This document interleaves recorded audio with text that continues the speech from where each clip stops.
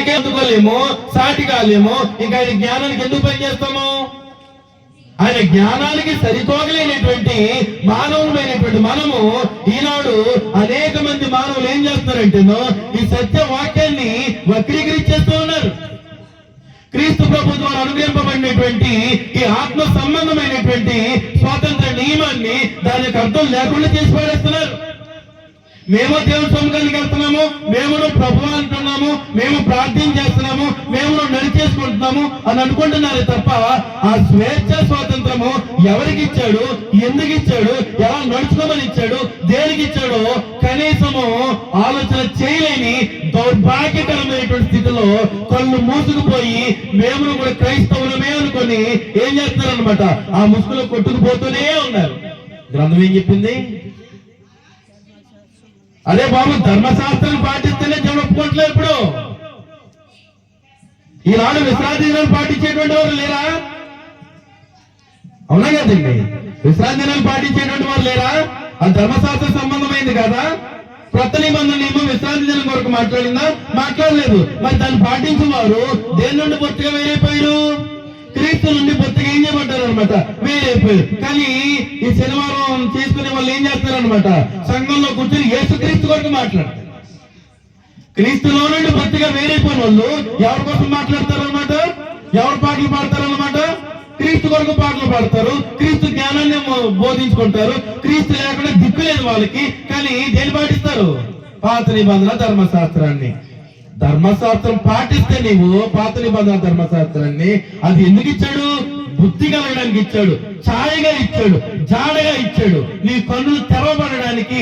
మళ్ళీ అలాంటి పాపం చేయకుండా జాగ్రత్త పడి ఈ శ్రేష్టమైనటువంటి ఆత్మీయ నియమంలో ఆత్మీయంగా నీ జీవితాన్ని ఫలవంతంగా అభివృద్ధి పొందించుకుంటూ ప్రభు అయినటువంటి యేసుక్రీస్తు వారు ఎన్ని నిమిత్తమైతే తన యొక్క ప్రాణమును అర్పించి నీకు ఆత్మీయ జీవితాన్ని ఇచ్చాడో దానిని గమనించి గుర్తించి ఆ శ్రేష్టతను తగినట్లుగా నీ జీవితాన్ని కూడా మలుచుకుంటావు అని చెప్పేసి ప్రభు అయినటువంటి యేసుక్రీస్తు ద్వారా పరమంగా ఉన్నటువంటి దేవుడి సంకల్పాన్ని ఏర్పాటు చేస్తే ఈనాడు అనేకులు ఈ స్వాతంత్రానికి కూడా ఏం తగిలిస్తారంటేనో శారీరక క్రియలను ఏం చేస్తారనమాట అండి, తగిలిస్తారు. నువ్వు ధర్మశాస్త్రాన్ని పాటించినా శారీరక క్రియలు తగిలించినట్టే, లోకాన్ని పాటించినా శారీరక క్రియలు తగిలించినట్టే, మనుషులకు ఉద్దేశాలు పాటించినా శారీరక క్రియలు తగిలించినట్టే, నీ సొంత ఉద్దేశాన్ని పాటించినా శారీరక క్రియలు తగిలించినట్టే. ఎవరికి పాత్రుడు కాదు నీవు, క్రీస్తుకు పాత్రుడు కాదు, క్రీస్తు కృపకు పాత్రుడు కాదు. క్రీస్తుని బతికి ఏం చేయబడ్డావు అనమాట, మేలు చేయబడిన వాడు. నువ్వు ఎంతకాలం భజన చేసుకున్న ప్రభా ప్రభా ప్రభా స్తుతి స్తుతి స్తుతి స్తోత్రం స్తోత్రంతో ఎన్ని అనుకుంటే అనుకో, ఎంత సాగించుకుంటావో తీసుకో, ఎన్ని స్తోత్రాలు చెల్లించుకుంటావో చెల్లించుకో. వెర్రివాడా, ప్రభువా ప్రభువా నేను మానుకుని పాద సముఖానికి రాలేదా? నీ సన్నిధిలో నేను స్తుతి స్తుతి స్తోత్రం స్తోత్రం ఏ రక్తమే జయమని నేను చిందులేసేయలేదా? డాన్సులు వేసేయలేదా? ఇవన్నీ నేను నెరవేర్చుకోలేదా? వెర్రివాడా అంటే అర్థం ఏంటి? ఒరే పిచ్చోడా, నేను ఇచ్చిన నియమేంటి? దాని అర్థం ఏంటనమాట, దాని అర్థం ఏంటండి? వెర్రివాడా అంటే అర్థం ఏంటనమాట? ఒరే పిచ్చోడా, నేను ఇచ్చిన నియమం ఏంటి, నువ్వు పాటించింది ఏంటి అని అర్థం. మాటలు మీకు అర్థమవుతూనే అర్థం కావట్లేదా? ప్రభు అయినటువంటి యేసు క్రీస్తు ద్వారా అనుగ్రహింపబడినటువంటి ఈ స్వాతంత్ర అనగా ఆత్మ సంబంధమైనటువంటి ఈ స్వేచ్ఛా నియమంలోనికి ఈ శరీర సంబంధమైనది కానీ లేదంటే మనుష్య సంబంధమైనది కానీ ఆఖరికి ధర్మశాస్త్ర సంబంధమైనది కానీ ఏది కూడా తెచ్చిపెట్టడానికి వీలు లేదు. ఇట్లా ఒక క్రైస్తవుడు ఎలా నడుచుకోవాలో తెలియట్లేదు, దేన్ని పాటించాలో తెలియట్లేదు, ఎలా దేవుని స్తుతించాలో తెలియట్లేదు, ఎలా ప్రభు వానిగా ఉండాలో తెలియట్లేదు, ఏమీ తెలియట్లే. మళ్ళీ నేను కూడా ఎవరిని? క్రైస్తవుడిని. ప్రతివాడు క్రైస్తవుడైతే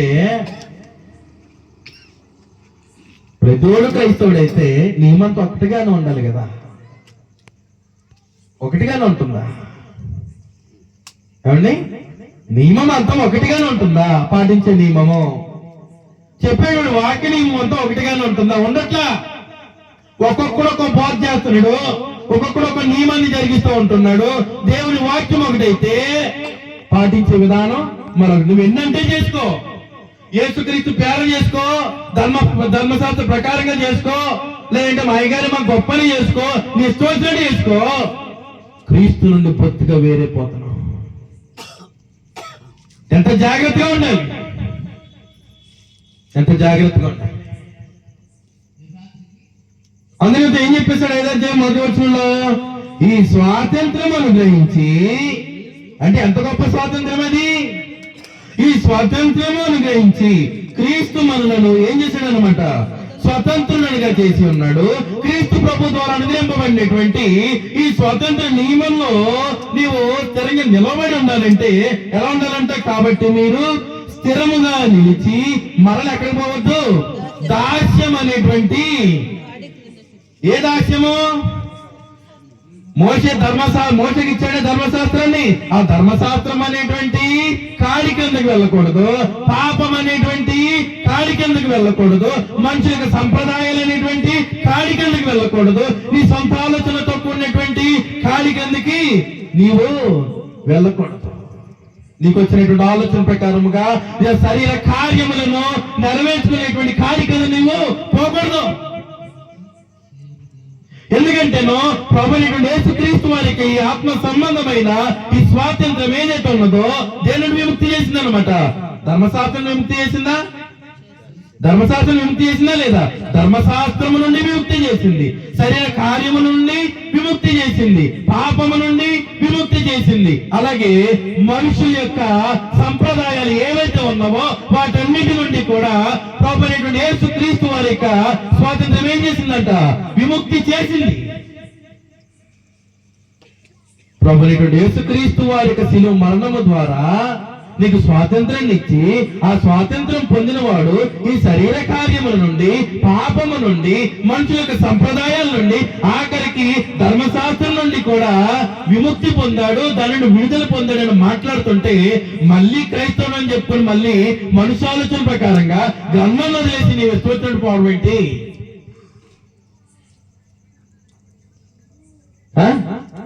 మనుషులు ఏం చేస్తారో తెలుసా? మనుషుల ఆలోచన విధానాలు ఎలా ఉంటాయో తెలుసా? ప్రతిదీ దైవికమైనది అన్నిటి విధానంలో నమ్మేసి ముందు కొనసాగిపోతూ ఉన్నారే, ఎంత మోసపోతున్నారో తెలుసా? యైగర్లు పొయ్యిగర్ల ద్వారా.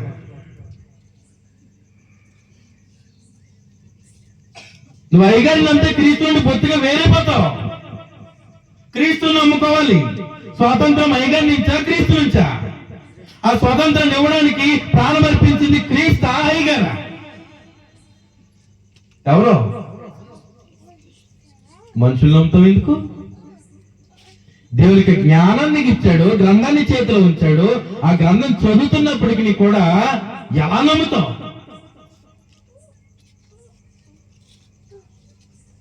మాటలు మీకు అర్థమవుతుంది, అర్థం కావట్లేదు. మీ కోపం వచ్చే మాట ఒకటి చెప్పనా? ద్వారా అనుగ్రహింపబడి స్వాతంత్రానికి సంబంధించిందా? బైబిల్ చూపించి. ఏ నేడు, ఏ తారీఖు, ఏ రోజు, టైము? క్రీస్తు ప్రభువుకి స్వాతంత్రానికి సంబంధించిందా? అది పెద్ద బైబిల్లో మాట కింద ఏం చేస్తారనమాట, ఎక్కడ పడతా అక్కడ. ఇంకా అలాంటివి రకరకాలు. ఎవరి దేశంలో పుట్టుకొచ్చినవి? ఎవరి దేశంలో నుండి? గలతీ పత్రిక 4 అధ్యాయం. పౌలు దీని గురించి చూడండి, గలతీ పత్రికలో 4 అధ్యాయంలో మాట్లాడుతున్నాడు.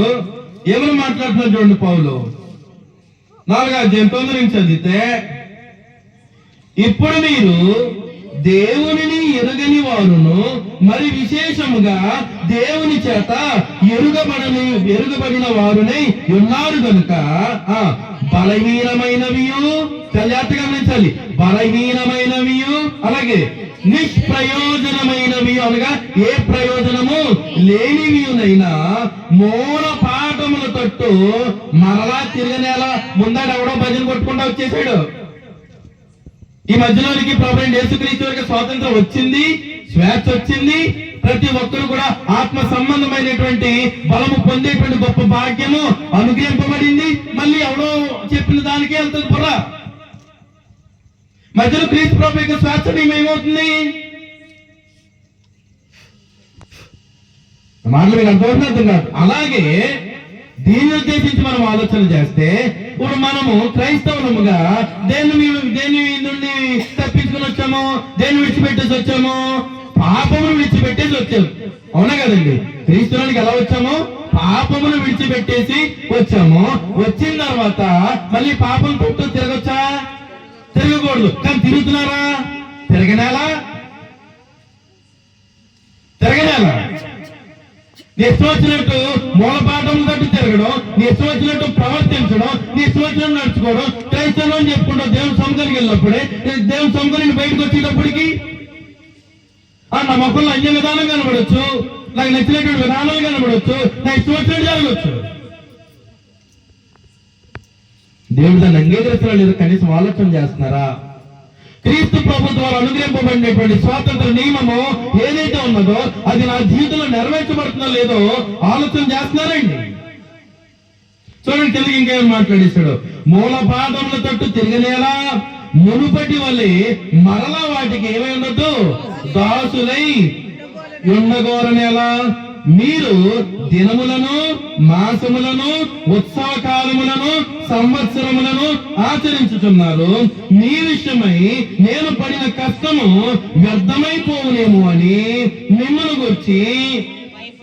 ఎందుకంటే ఈ గలతీయ ప్రాంతంలో ఉన్నటువంటి వారి ప్రజలకు అపోస్తలుడైనటువంటి పౌలు క్రీస్తుని గురించి, క్రీస్తు ద్వారా అనుగ్రహింపబడిన ఆత్మ సంబంధమైన సంపూర్ణమైనటువంటి స్వాతంత్ర నియమాన్ని గురించి చెప్పిన తర్వాత ఇప్పుడు గుర్తొచ్చేసింది. ఎవరికి? ఇశ్రాయేలీయులకి లేక యూదులకి ఇప్పుడు గుర్తొచ్చింది. పాత నిబంధన ధర్మశాస్త్రం ఇచ్చిన తర్వాత ఇది పాటించండి అని చెప్పినప్పుడు పాటించడం చేతకాలే. ఇప్పుడు గుర్తొచ్చేసింది. ఎవరికి? యూదులకి. క్రీస్తు ద్వారా మాత్రమే కాదు. దేని ద్వారా? క్రీస్తుల రక్షణ కాదు. దేని ద్వారా? పాత నిబంధన ధర్మశాస్త్రాన్ని బట్టి సున్నతి పొందితేనే రక్షణ. ఎందులో రక్షణ లేదు? క్రీస్తులో రక్షణ లేదని ఇప్పుడు యూదులు కొత్త బోధ చేయడం ప్రారంభిస్తే మళ్ళా దాని మీద తిరిగిపోతున్న క్రమంలో అపోస్తలుడైనటువంటి పౌలు మళ్ళా ఆ మూల పాటలతో ఎందుకు తిరుగుతున్నారు? మళ్ళా ఆ గుడి కిందకి వెళ్తున్నారు. స్థిరమైనటువంటి నివాసం మీకు కట్టబడి ఉంది కదా. ఏది స్థిరమైన నివాసము? క్రీస్తు ప్రభు సంఘం అనబడిన, క్రీస్తు ప్రభు తన స్వరక్తం ఇచ్చి సంపాదించిన సంఘము మీ కొరకు నీడగా ఉంచాడు కదా. దానికి నుండి మళ్ళీ తప్పిపోయింది. గొడుగు ఎప్పటికైనా ప్రమాదం, ఎగిరిపోద్ది. అదే స్థిరమైన నివాసం కింద ఉంటే గాలి కొట్టి కొట్టి కొట్టేది పోతాదే తప్ప ఆ స్థిరమైన నివాసము చెక్కు చెదురుద్దా. బలహీనమైనవి నిష్ప్రయోజనమైన కొట్టుకుపోతాయి. గాలికి ఏమవుతాయి? కొట్టుకుపోతాయి. ఇవన్నీ ఏంటనుకుంటున్నారు? మనుషుల యొక్క సంప్రదాయాలు. ఇలాంటివి ఎంతమంది నమ్ముతున్నారో తెలుసా? ఎంతమంది పాటిస్తున్నారో తెలుసా? ఈ క్రైస్తవం యొక్క విలువ ఎలా తీసి పాడేస్తున్నారో తెలుసా? స్వాతంత్ర నియమానికి విలువ లేదు. క్రీస్తు ప్రభు అర్పించిన ప్రాణానికి విలువ లేదు. ఆయన చేసిన ప్రాణ త్యాగానికి విలువ లేదు.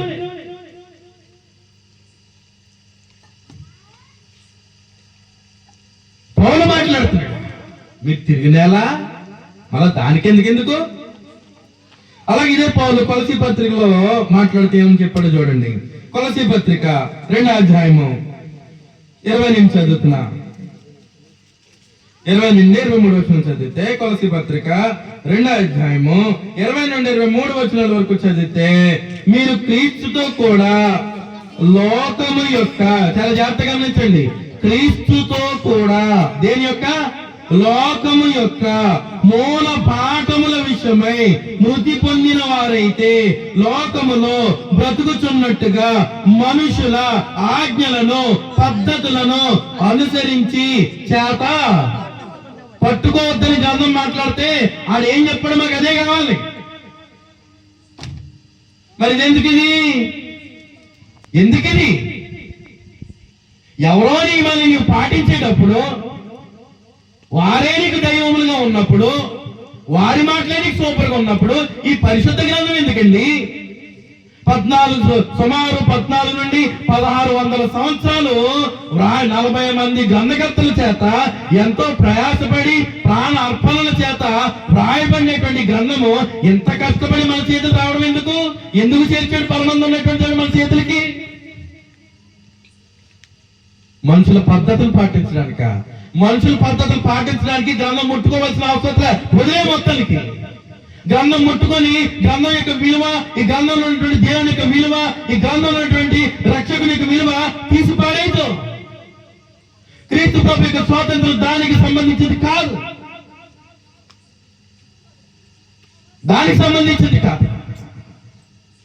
దేనికి సంబంధించింది?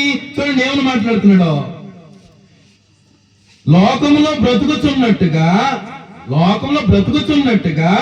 మనుషుల ఆజ్ఞలు, పద్ధతులు క్రీస్తు ప్రభు ద్వారా అనుగ్రహింపబడిన ఆత్మ సంబంధమైన స్వాతంత్రము లేక ఆత్మ సంబంధమైన స్వేచ్ఛను పొందినవాడు లోకము తట్టు తిరగలవద్దా? మాట్లాడండి. తిరగలవద్దా? లోకము మాటల తట్టు తిరగలవద్దా? గ్రంథాన్ని కాకుండా సొంత డబ్బాలు చెప్పుకునేటువంటి మాటలు నమ్మాలా వద్దా? అన్ని చేసేసి నేను పరలోకానికి వెళ్ళిపోతానంటే అది గ్రంథంలో ఉందో లేదు చూసుకోవా? ఎంతకాలం చెప్పాలి? ఎప్పుడు మారుతావు? వాక్యాన్ని నమ్మి ఎప్పుడు నీ జీవితం మార్చుకుంటావు? ఎక్కడికి వెళ్ళినా ఆ వాక్యమే కదా, ఎక్కడికి వెళ్ళినా ఆ యేసే కదా, ఎక్కడికి వెళ్ళినా ఈ గ్రంథమే కదా. మనం ఇలా బతికేస్తున్నారు తప్ప దేవుడికి, ఆయన జ్ఞానానికి, దేవుడికి, ఆయన నియమానికి, దేవుడికి, ఆయన సంకల్పానికి అసలు దాని కొరకు ఆలోచన చేయట్లేదు. దాని ప్రకారం నడుచుకునేటువంటి ఉద్దేశాలు కూడా వారికి లేవు. ఈ భూ సంబంధముగా మాకు నచ్చినట్టు మేము చేసుకున్నామా లేదా, మేము సంతృప్తి చెందామా లేదా, అయిపోయింది. దీని కొరకు మాత్రమే ఆలోచన చేస్తాడు తప్ప మానవుడు క్రీస్తు ప్రభు ద్వారా నింపబడిన ఆత్మ సంబంధమైన స్వాతంత్ర కొరకు ఏం చేయలేకపోతున్నాడు? కనీసం ఆలోచన చేయలేకపోతున్నాడు. చూడండి ఏం చెప్పేశాడు. బ్రతుకుతున్నట్టుగా మనుషుల ఆజ్ఞల పద్ధతులను అనుసరించి చేత పట్టుకొనవద్దు. నెంబర్ 2, రుచి చూడవద్దు. నెంబర్ 3, ముట్టవద్దు అను విధులకు మీరు లోబడనేలా అవన్నీ వాడుకొనుట చేత ఏమవుతుంది? నశించిపోవును. అంటే దేనికి పాత్రలు అయిపోతున్నారు? నాశనానికి. ఎవరి నాశనానికి ఎవరు కారకులు? ఎవరి నాశనానికి ఎవరు కారకులు కాదు, నా నాశనానికి నేనే కారకులు. నియమాన్ని పాటించలే. అలాగే కిందకి మాట్లాడుతున్నా చూడండి. అట్టివి స్వేచ్ఛారాధన విషయంలోను, వినయ విషయంలోను, కానీ శరీరేచ్ఛా నిగ్రహము విషయంలోను ఏ మాత్రమును ఎన్నిక చేయదగినవి ఎందుకు పనికిరావట? ఎలా బోధింపబడుతున్నాయంట? మనుషుల యొక్క పద్ధతులు జ్ఞాన రూపకములైనట్టుగా ఎంచబడుతున్నామంట. ఏం చేస్తున్నారు? ఎవడు నచ్చినట్టు వాడు ఏం చేసుకుంటాడు అంతే, ఎవడు నచ్చినట్టు బోధించేసుకుంటాడు అంతే, ఎవడు నచ్చినట్టు కార్యక్రమం జరిపించేసుకుంటాడు అంతే. ఎంత అవమానం తెచ్చి పెడుతున్నారండి దేవునికి, ఎంత అవమానం తెచ్చి పెడుతున్నారండి ప్రాణం అర్పించేటువంటి ప్రభువుకు. అవమానమా? మన కొరకు ప్రాణం అర్పించిన వానికి అవమానం మనం తెచ్చిపెట్టేది. ప్రతివాడు క్రైస్తవుడే. దేవుని సొంతానికి వెళ్ళి అన్ని తీసుకొని మళ్ళీ బయటకు వచ్చిన తర్వాత లోకంతో కలిసిపోయేవాడు క్రైస్తవుడే. నా అంత భక్తులు లేరు, నాతో భక్తుడు లేరు, నాతో భక్తి పర్వాలు లేదు అన్నట్టుగా బ్రతికేసేది. జీవితం చూస్తే దొల్ల ఏముండదు. అలాంటి వారికి క్రీస్తు ప్రభు యొక్క స్వాతంత్ర నియమము ఏమండి? అలాంటి వారిక నువ్వు మనుషుల యొక్క సంప్రదాయాలను అనుసరిస్తే దాని వల్ల ఎదురయ్యేటువంటి ప్రమాదం గురించి ప్రభువు మాట్లాడాడు తెలుసా? మత్తయి సువార్త 15వ అధ్యాయంలో. ఈ చదువుని విడిచిపెట్టేస్తాను, క్లుప్తంగా చెప్తానన్నాను కదా, ఇప్పుడు క్లారిటీగా వింటారు. ఆఖరి వచనం అన్నాను కదా, మత్తయి సువార్త 15 అధ్యాయం. మత్తయి సువార్త 15 అధ్యాయము 3వ వచనం నుండి కింద చదివితే, అందుకు ఆయన, మీరును మీ పారంపర్యాచారము నిమిత్తమై దేవుని ఆజ్ఞను ఎందుకు అతిక్రమించుతున్నారు? ఇదే ప్రశ్న రేపు తీర్పు దినాన్ని అడిగితే ఏం చెప్తారండి? నీ శరీర సంబంధమైన ఆనందం కోసం, నీ డ్యాన్సుల కోసం, నీ ఉర్రోతుల కోసం దేవుని నియమాన్ని ఎందుకు పాడు చేసావు అని అడిగితే రేపు పొద్దున్న ఏం సమాధానం చెప్తారండి? అబద్ధ బోధలు చేసే వాళ్ళు, క్రీస్తు ప్రభు సంఘాన్ని తప్పుపట్టేటువంటి వాళ్ళు, దేవుని జ్ఞానానికి, దేవుని గ్రంథానికి వ్యతిరేకంగా కార్యకలాపాలు జరిగించేటువంటి వారు రేపు పొద్దున్న అనగా తీర్పు దినాన్ని పరమంగా ఉన్నటువంటి దేవుడు ఈ ప్రశ్నలు అడిగితే ఏం సమాధానం చెప్తారండి? ఏం సమాధానం చెప్తారు? ఇంకా ఏమైనా మాట్లాడేశాడు చూడండి. దేవుని ఆజ్ఞను ఎందుకు అతిక్రమించుచున్నారు అడగలేదా? దేనికోసం? మీ పారంపర్యాచారం కోసం దేన్ని అతిక్రమిస్తున్నారు? దేవుని ఆజ్ఞను మీరు అతిక్రమించున్నారు. తల్లిదండ్రులను ఘనపరచమనియు తండ్రినైనను తల్లినైనా దూషించేవాడు తప్పక మరణము పొందవలననియు దేవుడు సెలవిచ్చను. మీరైతే ఒకడు తన తండ్రినైనను తల్లినైనా చూచి నా వలన నీకేది ప్రయోజనం అగునో అది దేవార్పితమని చెప్పినలా అతడు తన తల్లినైనను తండ్రినైనను ఘనపరచనక్కరలేదని. కానీ పై మాట కూడా సూపరే కదా. మరి నీకేం కావాలో చెప్పు, అమ్మా నాన్న లేదంటే డాడీ మమ్మీ నీకేం కావాలో చెప్పు, నీ మొత్తం ఇచ్చేస్తా, మొత్తం నేనే. మాటలు మీకు అర్థమవుతుంది, అర్థం కావట్లేదండి. అది కూడా సూపరే కదా. అదేనా మాట్లాడేది ఇక్కడ. చూడండి మళ్ళీ చదువుతున్నాను. నా వలన నీకేది ప్రయోజనం అగునది దేవార్పితమని చెప్పిన యెడల అతడు తన తండ్రినైనను తల్లినైనను ఘనపరచనక్కరలేదని ఏం చేస్తాడంట?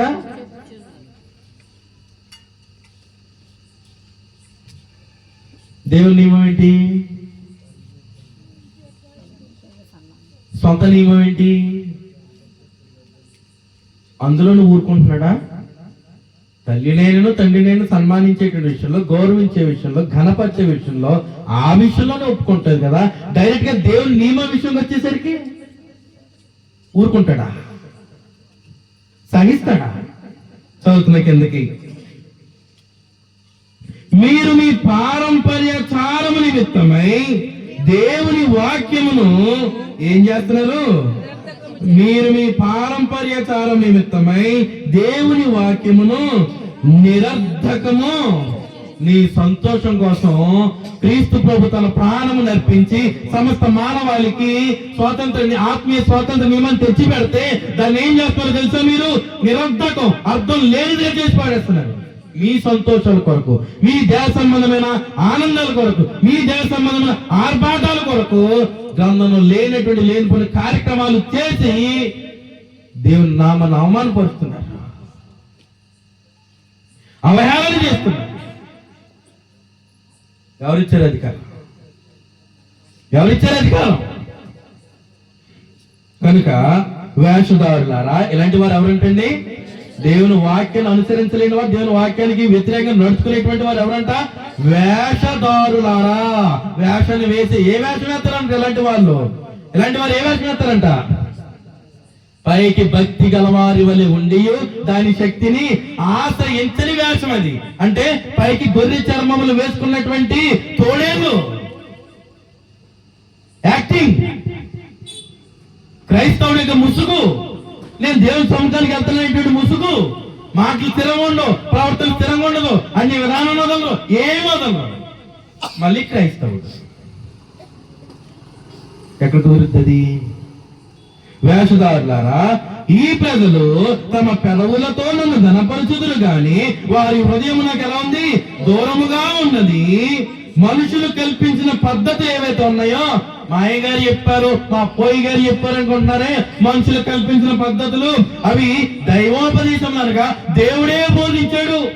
ఈ దేవునికి మాటలు ఇవి, ఈ దేవుడే బయలుపరిచేశాడు అని ఏం చేస్తారంట, బోధించుచు వారు నన్ను ఏం చేస్తారంట, వ్యర్థముగా ఆరాధించున్నారు. దీన్ని ఏమన్నాడంటేనో వ్యర్థారాధన, వ్యర్థముగా దేవుని గణపరుస్తున్నారు. అదే పేర్లెత్తి, అదే నామంతోటి, అవే పాటలతోటి, అదే గ్రంథాన్ని చేతబట్టుకొని పరమందు ఉన్నటువంటి దేవుని ఏం చేస్తారంట, వ్యర్థముగా ఆరాధిస్తున్నారు, వ్యర్థంగా గణపరుస్తున్నారు. వ్యర్థం, వ్యర్థం, సమస్తమో వ్యర్థం. దేవునికి అనుకూలంగా లేనిది నువ్వు భూమి మీద ఎన్ని చేసినా, అనగా ప్రసంగి గ్రంథంలో చెప్పినట్టుగా సూర్యుని కింద నువ్వు ఎన్ని చేసినా సమస్తము వ్యర్థమే, ఉపయోగకరమైనది ఏమీ లేదు. కనుక ఏం చేస్తారంట, చాలా జాగ్రత్త దృష్టిలో పెట్టుకునే మాటలను, నా మాటలు కాదు ఇవి, ప్రభువైన యేసుక్రీస్తు వారు స్వయంగా మాట్లాడుతున్నటువంటి మాటలు. మత్తయి సువార్త 15వ అధ్యాయంలో మనం చదువుతున్నాము. ఏమని మాట్లాడేశాడు, మనుషులు కల్పించిన పద్ధతులు ఏవైతే ఉన్నావో అవి దేవునికి ఉపదేశాలని బోధించుచు దేవుని ఏం చేస్తారంట, నన్ను వ్యర్థముగా ఆరాధించున్నారని యెషయా మిమ్మల్ని గురించి ప్రవచించిన మాట సరే. భవిష్యత్తులో ప్రజలు ఎలా ఉంటారో చెప్పలేదా గ్రంథంలో? క్రొత్త నిబంధనలో భవిష్యత్తులో ప్రజలు ఎలా ఉంటారో చెప్పలేదా? అంత్య దినంలో అపాయకరమైన కాలాలు వస్తాయి. మనుషులు స్వార్థ ప్రియులను, బెంకములాడు వారును, కక్షలు, అసూయలు, క్రోధములతోనూ దేవుని కంటే సుఖానుభవం ఎక్కువగా ప్రేమించే వారు ఉంటారని చెప్పలేదా? అలాగే నేనయ్యారు. ప్రవక్త అయినటువంటి యెషయా ద్వారా చెప్పింది. ప్రభువైన యేసుక్రీస్తు భూమి మీద బ్రతుకుతున్నప్పుడు ఎలాగైతే స్వయంగా చూశాడో, భవిష్యత్తులో జరగబోయేటువంటి దానిని అపోస్తలుడైనటువంటి పౌలు తిమోతితో ఏదైతే చెప్పాడో ఇప్పుడు మనం చూస్తున్నాం. జాగ్రత్త పడాలా వద్దా? జాగ్రత్త అనేటువంటి వద్దా జీవితాలకు? నేను నమ్మిందే సిద్ధాంతం అన్నట్టుగా పట్టుకుని ఎందుకు నిలబడుతున్నారు? అనగా క్రీస్తు ప్రభు యొక్క స్వాతంత్రము, క్రీస్తు ప్రభు ద్వారా నింపబడిన స్వేచ్ఛ పట్టుకుని వేలబడేటువంటిది కాదు, మనుషులు సంబంధమైనటువంటిది కాదు. అది మనుషుల యొక్క పద్ధతులు పట్టుకుని వేలబడేటువంటివి. క్రీస్తు ప్రభు యొక్క నియమము లోపలికి చేర్చుకుంటది, ఆయన నివాసంలో ఉంచుకుంటది. పట్టుకుని వేలపడవలసిన అవసరం లేదు. మనుషుల పద్ధతులట దైవోపదేశాలుగా బోధించేస్తారంట, మనుషులు నమ్మేస్తున్నారట. ఈరోజు ఎవడప్పుడు నమ్మేవాళ్ళ బోధించేవాడా? నమ్మేవాళ్ళు గొర్రెలు చేస్తున్నాడు. దాన్ని కూడా పిల్లవాడేస్తారేమో. ఇప్పుడు యూట్యూబ్లు చూసి అవును మేము గొర్రెలమే, మా గొర్రెలు కాపరి యేసుక్రీస్తు అంటారేమో ఇప్పుడు తెలివిగాని. మరి మాకెవరో? క్రీస్తు ప్రభు సంఘానికి ఎవరమ్మా? క్రీస్తు ప్రభు సంఘం కొరకు ప్రాణం పెట్టిన క్రీస్తు ఏమవుతాడు మరి? కనుక జన సమూహములను పిలిచి మీరు విని గ్రహించుడి. ఏం చేయమంటాడు అనమాట? మీరు విని గ్రహించుడి.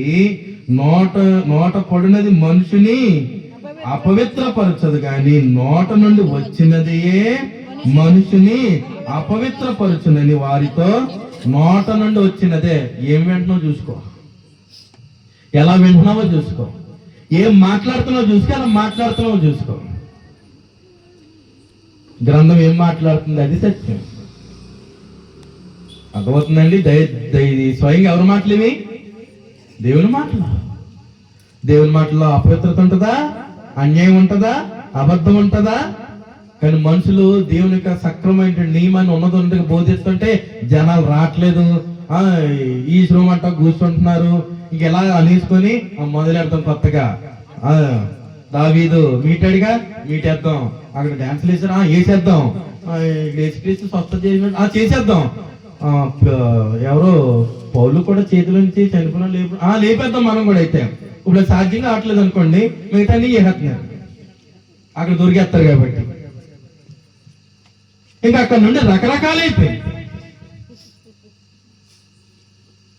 మనుషుల పద్ధతితో కూడిన క్రీస్తు ప్రభు యొక్క స్వాతంత్రం.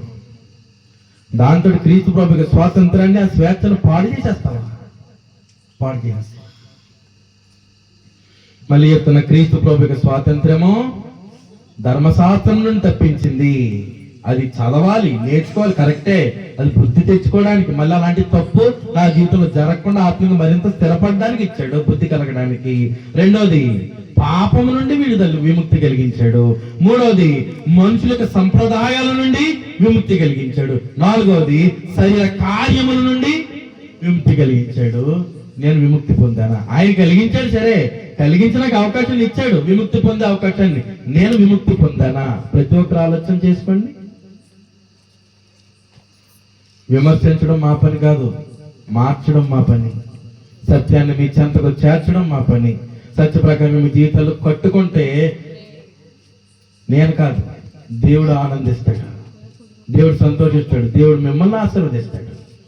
వాక్య సంబంధులు దేవునికి కావాల్సిందే, వాక్య సంబంధులు కాని వారు దేవునికి అవసరమో లేదు.